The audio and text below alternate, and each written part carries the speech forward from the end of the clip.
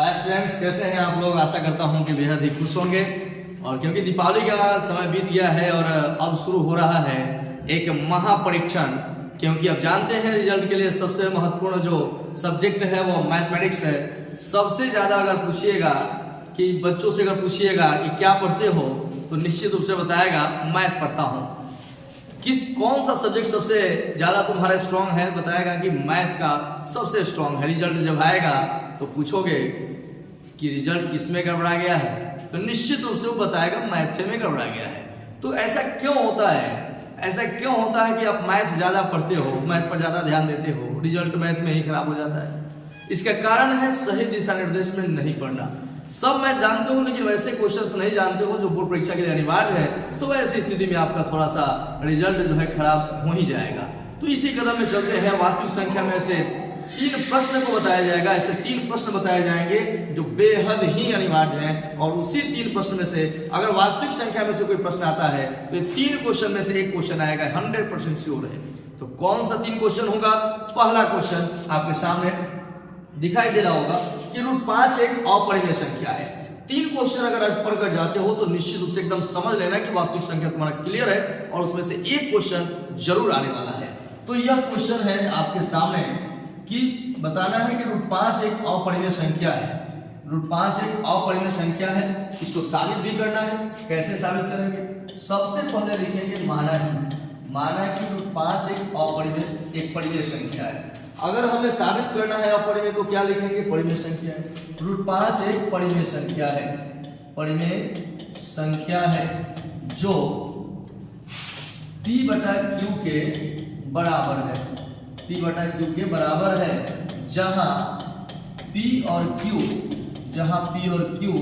दो पूर्णांक है, जहां p और q दो पूर्णांक है, जिसमें कोई उभयनिष्ठ संबंध नहीं है, कोई उभयनिष्ठ संबंध नहीं है, उभयनिष्ठ संबंध नहीं है, उभयनिष्ठ संबंध नहीं है। मतलब यह कहने का तात्पर्य यहाँ यह है कि मान लिया जाए, क्योंकि हमें साबित यह करना है कि √5 एक अपरिमेय संख्या है, तो सबसे पहले लिखा जाएगा माना है कि √5 एक परिमेय संख्या है जो p/q के बराबर है। और p और q जो है तो पूर्णांक है जिसमें कोई भी उभयनिष्ठ संबंध नहीं है। एक मिनट, जिसमें कोई भी उभयनिष्ठ संबंध नहीं है। अब ऐसे कंडीशन में क्या कोई भी उभयनिष्ठ संबंध नहीं है, इसका मतलब जैसे 5 और 10 है तो इसमें उभयनिष्ठ क्या है? 5 है। 2 4 में क्या है? 2 कॉमन है। लेकिन 3 और 7 में अगर देखा जाए तो इसमें कोई भी उभयनिष्ठ संबंध नहीं है। उसी प्रकार p और q में कोई उभयनिष्ठ संबंध नहीं है। क्लियर है? अब यहां चलते हैं। अतः यह जो √5 है बराबर कर देते हैं p/q। दोनों तरफ वर्ग करने पर क्या लिखेंगे? दोनों तरफ वर्ग करने पर अगर करते हैं, हम दोनों तरफ वर्ग कर देते हैं। वर्ग करोगे तो क्या मिलेगा? यह 5 हो जाएगा। यह क्या हो जाएगा? p² बटा में q²। 5 का स्क्वायर 5 हो जाएगा। इधर p² है अब बटा में q²। कोई दिक्कत? इसमें कोई दिक्कत नहीं है। अगर मान लीजिए कि यहाँ 2q है तो एक ऊपर भेजने में क्या दिक्कत है? भेज दीजिए। 2q है, 1 q ऊपर चला गया तो फिर नीचे क्या बचा? 1q बचा। यह जो है इक्वेशन 1 हो गया। इसमें कोई दिक्कत? इसमें कोई दिक्कत नहीं है। फिर क्या लिखेंगे कि अब देखो यहाँ 5 जो है पूर्णांक है, q भी पूर्णांक है। क्लियर है ना?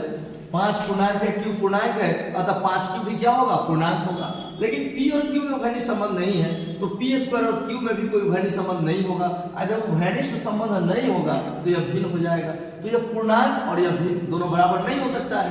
तो हम इसके आगे लिखेंगे कि यहाँ 5 तथा q दोनों पूर्णांक हैं, दोनों पूर्णांक हैं, अतः 5q भी पूर्णांक होगा, 5q भी पूर्णांक होगा। कोई दिक्कत? देखिए 5 पूर्णांक है, q भी पूर्णांक है तो 5q भी क्या होगा? पूर्णांक। भी हम जानते हैं कि दो पूर्णांकों का अगर हम गुणा करते हैं तो निश्चित रूप से वह जोड़ कीजिए, गुणा कीजिए, भाग कीजिए, वो पूर्णांक ही होगा। तो यहाँ 5 और q दोनों पूर्णांक है तो 5q भी क्या होगा? पूर्णांक होगा। परंतु देखिए यहाँ जो हम देख रहे हैं, परंतु p तथा q में कोई उभयनिष्ठ संबंध नहीं है, कोई उभयनिष्ठ संबंध नहीं है। कोई उभयनिष्ठ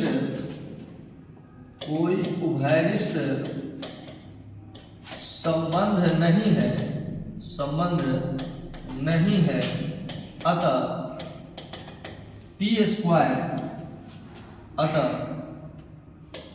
स्क्वायर और क्यू में भी कोई उभयनिष्ठ संबंध नहीं होगा, कोई उभयनिष्ठ संबंध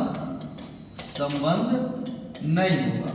मतलब कि अगर P और Q में कोई उभयनिष्ठ संबंध नहीं है तो P स्क्वायर और Q में भी कोई उभयनिष्ठ संबंध नहीं होगा। और जब P स्क्वायर और Q में उभयनिष्ठ संबंध नहीं है तो लिखेंगे कि P स्क्वायर बटा Q क्या हो जाएगा, भिन्न हो जाएगा। लिखेंगे कि अतः P स्क्वायर बटा Q एक भिन्न हुआ। यह क्लियर हो गया। मतलब यह हम लोग समझ रहे हैं कि हम लोगों ने लिखा कि 5 और Q जो है दोनों पूर्णांक है, अतः 5 Q भी पूर्णांक होगा, परंतु P और Q में कोई उभयनिष्ठ संबंध नहीं था, अतः P स्क्वायर और Q में भी कोई उभयनिष्ठ संबंध नहीं होगा या नहीं है। तो जब P स्क्वायर और Q में कोई उभयनिष्ठ संबंध नहीं है तो P स्क्वायर बटा Q क्या होगा, भिन्न होगा। कोई दिक्कत? तो अब यहाँ इक्वेशन 1 से लिखेंगे। इक्वेशन 1 से क्या लिखेंगे? इक्वेशन 1 से देखिए, इक्वेशन 1 से यह इसको हम लोगों ने क्या माना था, यह क्या आया है, पूर्णांक आया है, इसके यह क्या आया, भिन्न आया है। तो इक्वेशन 1 से क्या होगा कि पूर्णांक अब बराबर क्या हो जाएगा, भिन्न। अब बताइए आपकी कभी गधा घोड़ा के बराबर हो सकता है क्या? नहीं हो सकता है, बिल्कुल नहीं हो सकता है। अगर गधा घोड़ा के बराबर हो जाता तो फिर बातें नहीं, फिर गधा को घोड़ा, घोड़ा को गधा लोग कहता, लेकिन ये बराबर नहीं हो सकता है। ठीक उसी प्रकार देखिए माछी बहुत हैरान कर रहा है एकदम, मैंने क्या बताएं हम, मैंने आजकल इंसान को माछी भी बहुत हैरान कर रहा है। देखिए आप लोगों को भी हैरान कर रहे हैं, बराबर माछी बैठ जा रहा है, बहुत दिक्कत कर रहे हैं। कोई बात नहीं, माछी का क्या मजाल कि हम लोग को छेड़े भाई। हम लोग तो ऐसा पृथ्वी पर एकमात्र प्राणी है जिसको देखकर जो है ना, जिसको देखकर खतरनाक से खतरनाक पशु पक्षी भी रास्ते फेर लेते हैं। अब देखो ना, सांप जो है कितना खतरनाक होता है। आदमी का धमक सुनते हैं, जैसे देख लिया कि आदमी आ रहा है, वो अपने पार्टी को भी पहले ही बता देगा, भाई भाग इधर, बहुत खतरनाक जानवर आ रहा है। तो आदमी जो है बहुत खतरनाक है। अब देखो शेर और बाघ जैसे हिंसक के जानवर भी इसके कैद में है और यस सर जी सर करते हैं ये सब ना। मतलब यह है कि बहुत खतरनाक है इंसान जिसका नाम है माछी, लगता है हैरान यहाँ करते हुए, लेकिन आपका ध्यान बोर्ड पर होना चाहिए। ठीक है, माछी कुछ नहीं करेगा, उसको ज्यादा दिक्कत करेगा, उसको मार डाला जाएगा। देखिए पूर्णांक और भिन्न दोनों बराबर हो गया, तो पूर्णांक और समीकरण 1 से पूर्णांक और भिन्न बराबर हो गया। तो बताइए पूर्णांक और भिन्न बराबर हुआ है तो आज किससे हो जाएगा? आज कोई ऐसा तो नहीं है कि मैंने आज कुछ खास दिन है इसको बराबर कर दिया जाए। मैथ में कभी ये बराबर नहीं हो सकता है। लिखा जाएगा चूंकि भाई ये संभव नहीं है, चूंकि यह संभव नहीं है, अतः हमारा मानना, जब संभव नहीं इसका मतलब सवाल गलती नहीं है, माने हम जो माने हैं ना √5 एक परिमेय संख्या, वही गलती कर दिए हैं। गलती नहीं किया, वैसे ही साबित किया जाएगा। माने हम लोग का जो मानना है वो गलत है। हमारा मानना ये क्या हो गया, हमारा मानना गलत हो गया, गलत है। अतः √5 एक परिमेय संख्या होगा। क्या होगा? अपरिमेय संख्या होगा। क्लियर है? यह साबित हो गया, इसमें कोई दिक्कत नहीं है। अगर आपने ध्यान से देखा होगा तो निश्चित रूप से आपको समझ में आया होगा, और वीडियो को रोक कर इसे उतार कर प्रैक्टिस भी कर सकते हैं। अब एक दूसरे क्वेश्चन की तरफ मैं बढ़ रहा हूं। दूसरा क्वेश्चन क्या है? दूसरा क्वेश्चन महत्वपूर्ण है, तो दूसरा क्वेश्चन महत्वपूर्ण है तो इसको देखिए आप कि दूसरा क्वेश्चन क्या है। खैर हम आगे बढ़ते हैं दूसरे क्वेश्चन की तरफ। दूसरा क्वेश्चन यह है कि 3 + 2√5 एक अपरिमेय है, साबित करें। अपरिमेय संख्या है, इसको सिद्ध करना है, साबित करना है। अब देखिए सोचने वाली बात कुछ नहीं है, जो आपने पहले √5 साबित किया एकदम उसको समझिए लीजिए कि ऐसा कोनो साले नहीं है जिसमें यह नहीं आया हो। 1-2 साल बीच करके मन फेरवट करने के लिए दे देता है, आप क्यों देगा देखिएगा। लेकिन बिहार बोर्ड के लड़कों में कुछ खास बात होता है, वह अपने से जो है ना सेट कर लेते हैं कि ई तो अबे ना करेगा, ई आएगा तो हम बनाइए देंगे। अब पता लगता है कि बोर्ड में जब जाएगा तो कहेगा जो पढ़े हैं वो तो अबे नहीं किया है, अब क्या करें फिर। तो इसीलिए आप लगातार पढ़ें, और लगातार पढ़ने के लिए या तो आप ऑफलाइन और ऑफलाइन पढ़कर ऑनलाइन में रिवीजन हो जाएगा। खूब बढ़िया बात है, घर बैठे आप आनंद ले रहे हैं, अब इससे बढ़िया क्या चाहिए।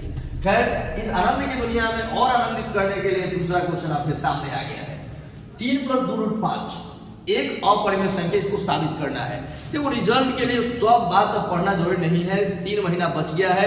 वैसे चीज पढ़ो जिससे कि तुम्हें ताकत मिले, वैसे चीज पढ़ो जिससे तुम्हें ताकत मिले, समझ रहे ना। अब मान लीजिए जंग पे जाना है, 1 महीना बचा हुआ है। मान लीजिए कि आप बॉक्सिंग में जा रहे हैं, 1 महीना बचा हुआ है।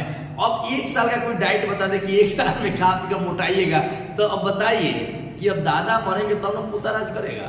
तो ऐसे कंडीशन में इतना लंबा समय ना लिया जाता है, 3 महीना परीक्षा का ही नहीं है, इसी में जो है वो लंबा चौड़ा बात पढ़ाया जाए, काम में गड़बड़ा जाएगा। चलिए बिना समय वेस्ट किए हम चलते हैं दूसरा क्वेश्चन। ये बहुत आसान है, कैसे देखो जरा। अब मान लिया जाए कि 3 + 2√5 एक परिमेय संख्या है, एक परिमेय संख्या है। क्या है? एक परिमेय संख्या है।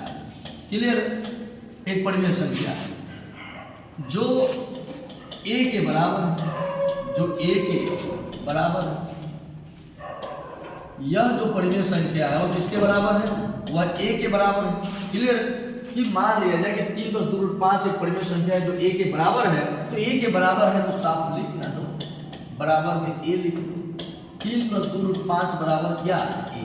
अब आप जानते हैं, ज्यादातर गंगा में देखे होंगे आप ना कि दही जब महाता है ना तो उसमें से घिउआ जो है अपने पास लोग रख लेता है, अब माठा को जो है ना वो चारों तरफ बंटवा देता है कि फलाना लगे ले जा, फलाना लगे ले जा। इससे क्या आप सीख रहे हो कि जो आवश्यकता नहीं है, जो आवश्यकता नहीं है उसको बांट दो। तो आवश्यकता नहीं है किसका भाई, हमें चाहिए रूट वाला। तो ये जो 3 जो आया है फालतू में सब लोगवा आया है, उसको भेज दीजिए उधर। तो इधर क्या बचेगा? 2√5 बच जाएगा, ये प्लस में उधर जाएगा तो माइनस हो जाएगा। √5 रहने दो और एक गुना में 2 है इधर आएगा तो भाग में। अब साफ बात है, समीकरण 1 मान लो। यहाँ देख सकते हो तुम कि यहाँ √5 है, यहाँ a - 3/2 है, माने √5 अपरिमेय पहले ही साबित हो गया है। a 3 और 2 जो है परिमेय संख्या है, अतः इनका गुणनफल और भागफल भी क्या होगा? परिमेय संख्या होगा। लिख दीजिएगा यहाँ a 3 तथा 2 परिमेय संख्या है, अतः a - 3/2 भी एक परिमेय संख्या है। डिटेल्स में लिखने के लिए आप लिख सकते हैं, हम जानते हैं कि a 3 और 2 हम जानते हैं कि 2 परिमेय संख्याओं का अंतर और भागफल हमेशा परिमेय संख्या होता है। तो चूंकि यहाँ a 3 और 2 क्या है? परिमेय है, अतः इनका घटाव कीजिए या भाग कीजिए, क्या होगा? परिमेय संख्या होगा। परंतु √5 क्या है? √5 एक अपरिमेय संख्या है। क्या भाई? अपरिमेय संख्या है। अब आप समझ सकते हैं अपरिमेय संख्या है तो इक्वेशन 1 से चलते हैं। इक्वेशन 1 से क्या हो जाएगा? यह अपरिमेय हो जाएगा। इक्वेशन 1 देख लीजिए, यह अपरिमेय और यह क्या है? परिमेय। फिर बात वही आ गया, बताइए परिमेय और अपरिमेय को बराबर हो सकता है जी? नहीं ना हो सकता है, नहीं होगा। जब कल नहीं हुआ तो आज क्या होगा? तो इसको लिख देंगे हम कि यह संभव नहीं है, यह संभव नहीं है। अतः हमारा मानना जो है वो क्या है? अतः हमारा मानना गलत है, हमारा मानना गलत है, हमारा मानना गलत है। इसलिए जो 3 + 2√5 जो लिखा गया है, 3 + 2√5 एक अपरिमेय संख्या है। क्या है? अपरिमेय संख्या है। यह आपका साबित हो गया है, कोई दिक्कत नहीं है इसमें। फिर से एक बार समझ लेते हैं। मान लिया गया कि 3 + 2√5 एक परिमेय संख्या है जो a के बराबर है। इसको मैंने a के बराबर किया, 3 प्लस में इधर जाएगा तो -2, गुना में इधर जाएगा तो भाग में हो गया। यह समीकरण 1 हो गया। यहाँ √5 अब जब करते हैं, यह अपरिमेय है, a 3 और 2 परिमेय है, अतः इनका घटाव कीजिए चाहे भाग कीजिए भी परिमेय होगा। तो समीकरण 1 से क्या? यह अपरिमेय और यह परिमेय, ये कभी बराबर हो सकता है क्या? नहीं हो सकता है ना। तो लिख दिया गया कि यह मानना गलत है, ये दोनों बराबर नहीं हो सकते, इसलिए हमारा मानना यह गलत है। अतः यह परिमेय नहीं बल्कि क्या होगा? अपरिमेय होगा। और यह इस प्रकार से साबित हो गया है। क्लियर है? तो अब जो है नेक्स्ट क्वेश्चन, एक वास्तविक संख्या का एक महत्वपूर्ण क्वेश्चन जो है वो आपके सामने आ रहा है, जिसका नाम है 4 की पावर n के अंत में शून्य संभव है, जांच करें शून्य होगा या नहीं, होगा या नहीं, जांच करना है, जांच करें। यह क्वेश्चन देखने को मिलता है, या तो 4 के पावर n होता है, नहीं तो 6 के पावर n होता है। इसमें n प्रकृत संख्या, कुछ इसमें दिक्कत नहीं है। 4 की पावर n, जहां n बड़ा प्रकृत संख्या है तो 1 2 3 4 इतना हो ही जाएगा। फिर अब क्या करते हैं, n की जगह 1 बैठा देते हैं। n की जगह 1 बैठाएंगे तो 4 के पावर 1 की जगह क्या हो जाएगा, 4 हो गया, कोई दिक्कत नहीं है, 4 हो गया भाई। 4 को लिख सकते हैं 2 गुने 2 लिखा जा सकता है, 2 गुने 2। फिर 4 के पावर और फिर 2 रखे, n की जगह क्या रखना है, 2 रखना है, तो कितना हो जाएगा, 16 हो जाएगा। फिर 16 को जब तोड़िएगा तो 2 गुने 2 गुने 2 गुने 2 हो जाएगा। फिर 4 की जगह 3 बैठा दीजिए तो एक कितना हो जाएगा, 64 हो जाएगा। तोड़िएगा 2 गुने 2 गुने 2 2 गुने 2 गुने 2 गुने 2 हो जाएगा, 2 4 6 कितना हो जाएगा। एक बार इसको फिर से देखते हैं, साबित क्या करना है कि 4 के पावर मैं जांच करना है कि 4 के पावर n के अंत में शून्य होगा या नहीं। तो 4 के पावर n में, 4 के पावर n में जो है, यहाँ देख सकते हैं 4 के पावर n में जो है वो शून्य होगा कि नहीं। तो यहाँ n क्या है, प्रकृत संख्या माने 1 2 3 4 होगा। तो यहाँ n की जगह 1 बिठा दीजिए तो 4 हो गया। 4 को तोड़िए तो 2 गुने 2 हो जाएगा। 4 के पावर 2 रखिए, फिर n की जगह 2 रखिए, कितना हो जाएगा, 16 हो जाएगा। फिर 16 को आप जब तोड़ते हैं गुणनखंड तो 2 गुने 2 गुने 2 आएगा ना। उसके बाद 4 के पावर 3, n की जगह 3 बिठा दिएगा, 64 आ गया। 64 का गुणनखंड निकालोगे तो इतना आ जाएगा।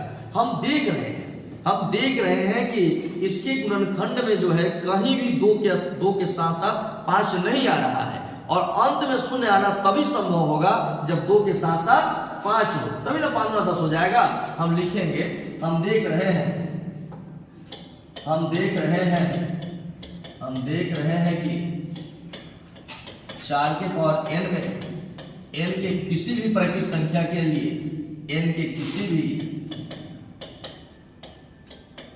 प्रकृत संख्या के लिए जो गुणनखंड आ रहा है, गुणनखंड सिर्फ 2 के रूप में आ रहा है, सिर्फ 2 के रूप में आ रहा है। यदि 2 के साथ साथ 5 भी होता तो इसके अंत में शून्य आ जाता। अब बताइए, कहने का मतलब यह है, यहां साफ सुथरा शब्दों में कहें, साफ सुथरे शब्दों में, तो 4 के पावर n में जो है n का कोई भी मान हम बैठा रहे हैं तो उसके गुणनखंड में 2 ही आ रहा है। और 2 के साथ साथ अगर 5 होता तो इसके अंत में 0 आ जाता, क्योंकि 2 5 10 हो जाता। लेकिन अब बताइए, अब 2 आ रहा है तो 5 कहां से लाइएगा, संभव है, संभव नहीं है।